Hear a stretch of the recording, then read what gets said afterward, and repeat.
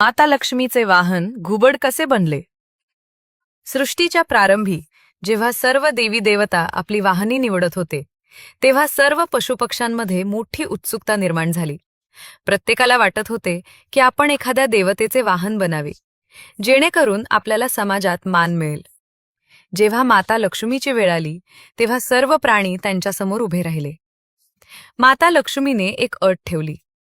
येणाऱ्या कार्तिक अमावस्येच्या रात्री जो प्राणी सर्वात आधी माझ्यापर्यंत पोहोचेल, त्यालाच मी माझे वाहन म्हणून कायमचे स्थान देईन. कार्तिक अमावस्या म्हणजे वर्षातील सर्वात काळी रात्र. जेव्हा ती रात्र आली, तेव्हा सर्वत्र घनदाट अंधार पसरला होता. सिंह, घोडा, हत्ती यांसारखे शक्तिशाली प्राणी रात्रीच्या काळोखात दिशाहीन झाले.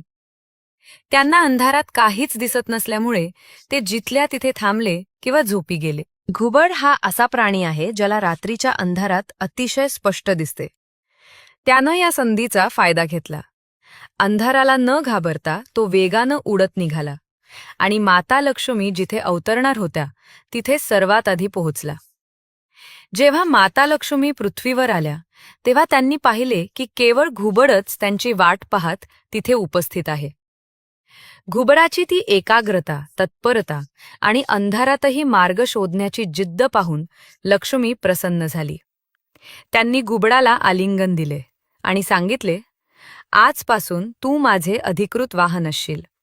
जिथे जिथे मी जाईन तिथे तू माझ्यासोबत असशील. तेव्हापासून माता लक्ष्मीचे वाहन बनले.